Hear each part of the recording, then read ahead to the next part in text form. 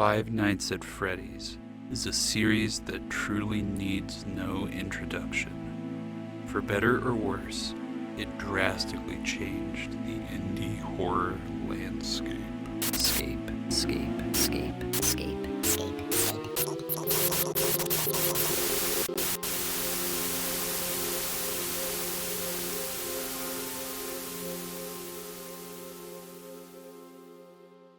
And holy shit, do people have some pretty strong opinions on these games. Some say that they're atmospheric little gems with engaging lore. Others think that they're cheap cash grabs made with the singular goal of selling merchandise to children.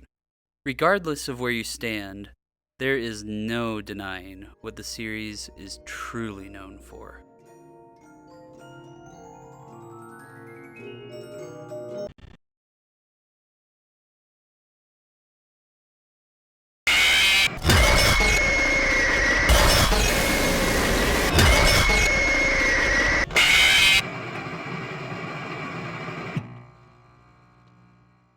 Now, if I'm being honest, I've always had a soft spot for this franchise. While I haven't played every game in the series, and I'm in no way familiar with all the ins and outs of the overarching story, I've generally had a pretty good time with the entries that I have played.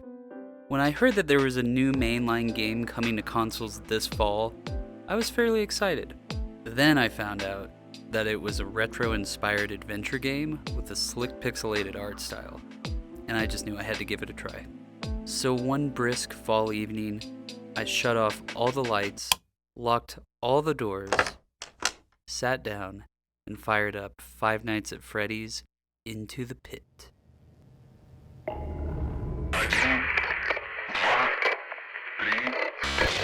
As I said previously, Five Nights at Freddy's Into the Pit is, at its core, an adventure game.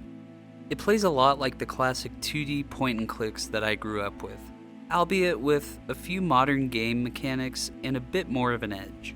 It feels sort of like a mashup of Pajama Sam and the original Clock Tower. Unlike both of the games that I just mentioned, this is not a point-and-click. However, it still scratches the same itch. In Into the Pit, we play as Oswald, a kid that's fed up with the dead-end town that he lives in. After his family falls on some hard times, Oswald begrudgingly finds himself spending his days at the local pizza restaurant. One day, in an effort to prank his father, Oswald decides to hide in a ball pit that he finds taped off in a dingy back room. Now, in a twist that would be right at home in an episode of The Twilight Zone, this is no ordinary ball pit. That's because, aside from being the best place to find used Band-Aids and partially chewed gum, it houses an even greater secret. Mother time travel. Due to this mysterious power, our protagonist is transported all the way back to 1985. As Oswald emerges from the ball pit, it's revealed that the rundown pizza spot that he knows so well used to be a bustling Freddy Fazbear's Pizzeria.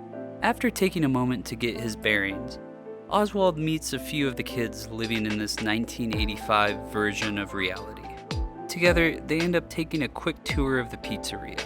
This section serves as a short introduction to the main mechanics of the game. First, Oswald and company visit the arcade, and it's here that we are shown one of the many available minigames, and there are several.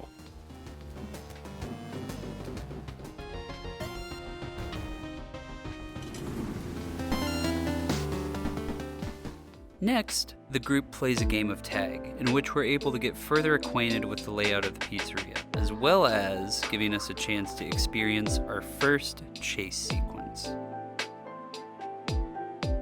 Lastly, the crew sets up a game of hide and seek. In a last-ditch effort to avoid being found by his new friends, Oswald hides in an old animatronic suit that he finds in a storage room.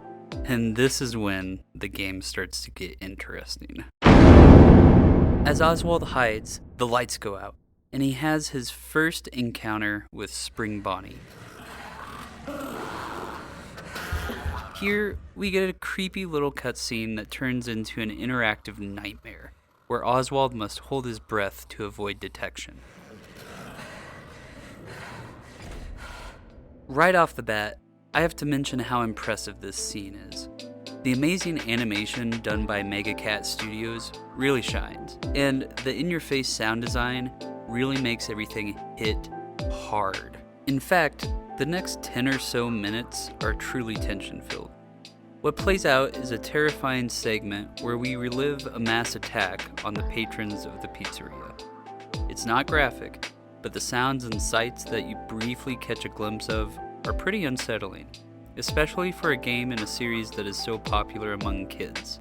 Now, in the interest of letting those who want to experience the narrative for themselves, I'm going to wrap up my summary of the plot there. Let's just say that after the introduction, the story takes some interesting turns, but more on that later.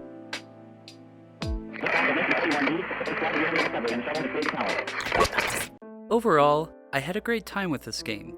While I definitely have a few criticisms, I'd first like to talk about the aspects I really did enjoy. My favorite parts about Into the Pit are easily the animation style and sound design. I know I briefly touched on this earlier, but I'd like to gush just a bit more. This game looks and sounds amazing. I'm not usually the biggest fan of 2D graphics, so when a game is able to pull me in while opting for that art style, it really sticks out to me. I can't quite pinpoint what makes the animation feel so smooth, but it was something that I noticed time and time again while playing. The sound of this game also does an amazing job. There were two scenes in particular where I felt that the sound took the atmosphere to the next level.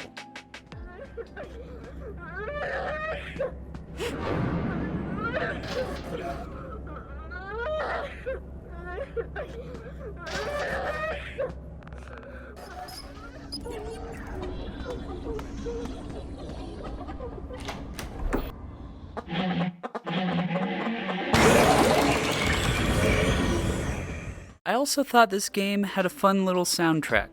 I will admit that there weren't any songs that stuck with me after turning my console off, but while I was going through each scenario in the story, I for sure found myself tapping my foot. Let's talk about the scares, because I was quite surprised at how many genuinely chilling moments this game had. I do think that several of the entries in the Five Nights at Freddy's series have some quality scares. However, some of the more recent entries have a more quote-unquote playful approach. While I wouldn't say that this game is the scariest game in the series, it has its fair share of frightening scenes. This is achieved partly through the jump scares that are synonymous with the series, but there are also some highly atmospheric sequences. I don't mean to ramble on about the sound of this game again, but it really does do a lot for the scare factor. Some of the sounds that the animatronics make when they're patrolling, or worse, pursuing you, really got under my skin.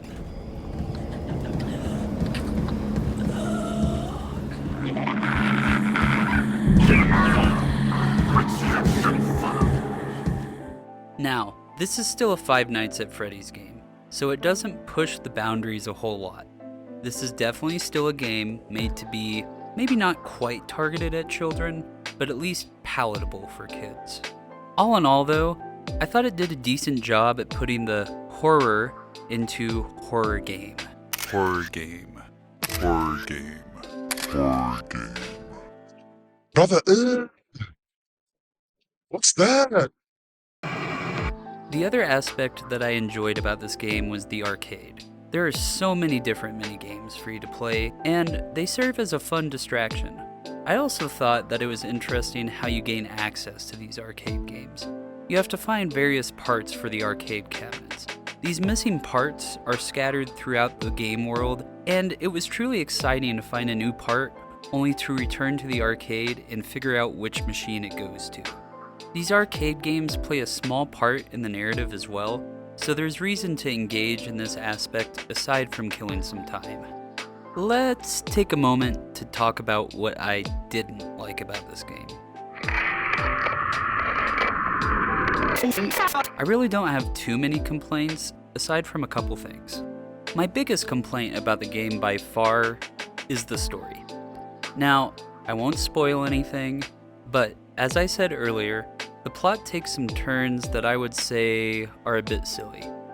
I'm aware that this is based off of one of the books, but I haven't read any of those, and I really have no plans to. When it comes down to it, I really miss the more cryptic lore of the older games in the series. There used to be a lot of room for interpretation, which in turn made the story a bit scarier. While I do think that some of the events in this game are meant to be metaphorical, the way the story represents certain points was just not my cup of tea.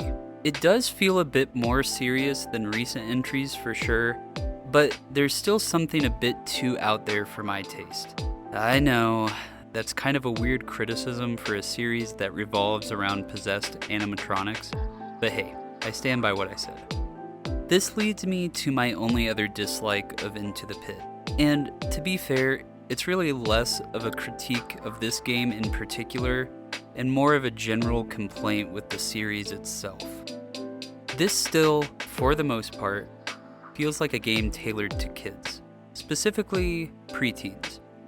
While there were parts of the game that felt like they leaned into the more disturbing elements of Five Nights at Freddy's, and at times, the stakes felt a bit higher like they did in the original games, it didn't go quite far enough for me. This is basically the horror game equivalent of a Pixar movie. While it can be enjoyed by most ages, it still has a target audience that is on the younger side of things. That being said, I don't hold that against this game, as this has been the trend of the series overall. I just wish that they could find a balance that leaned a little more mature. I think this could be done while still being appropriate for all ages. I feel like the earlier games in the series struck a good balance. This was done by leaving things to your imagination when it came to the scares and the violence, but those implications were still very gritty. Basically, less magical time-traveling ball pits, more mad businessmen spiraling out of control. First flight of the orbital Discovery, and the shuttle has cleared the tower. Now it's time for the final part of the video, where I rate the game using two different scales. The first is measuring the overall quality of the game based on things like controls, story, art style, polish, fun factor, and any other general aspects of the game itself. The second is the one and only This is where I'll tell you just how scary I thought the game was. Both scores are on a scale of 10, so the higher the number, the better. All in all, I had a great time with Five Nights at Freddy's Into the Pit. You can tell there was some genuine time and effort put into this project. From the animation, to the sound quality, to the little hidden touches you can find throughout the world. It is truly impressive, especially for a $20 indie game. It also provides a unique twist on the standard Five Nights at Freddy's gameplay, shaking things up just enough to be something different from the rest of the series. I also think this game has a good amount of replay value. While it only took me a few hours to complete, after your first playthrough, you unlock a new custom difficulty mode where you can really tweak each individual scenario's difficulty. There's also several secrets for you to find, including multiple other endings and hidden mini-games, so just because the credits roll doesn't mean you've seen all that this game has to offer. Despite all the positives, I really did not care for the story. It felt a bit shallow, silly, and was just too far-fetched for my taste. Taking all of this into consideration, this game sits at a solid 8 out of 10 for me. When it comes to the horror aspect, I thought there were some decent scares, but overall, Into the Pit lacked some of the edge that I look for in a truly scary game. That being said, thanks to the solid sound design and impressive animation style, there were a few scenes that stuck with me, even after the credits rolled. After all of that, I'm going to give Five Nights at Freddy's Into the Pit a 4.5 out of 10 on the That's how the dilapidated pizzeria crumbles. Those are my thoughts on Five Nights at Freddy's Into the Pit. Have you played the game? If so, what did you think about it? Do you prefer the feel of the older games in the series, or do you like the direction it's taken in recent years? And lastly, what games would you like for me to look at in the future? Let me know in the comments below. And if you like what I'm doing here, hit that like button and go ahead and subscribe while you're at it. It really helps the channel out and is greatly appreciated. Thanks for watching, and until next time...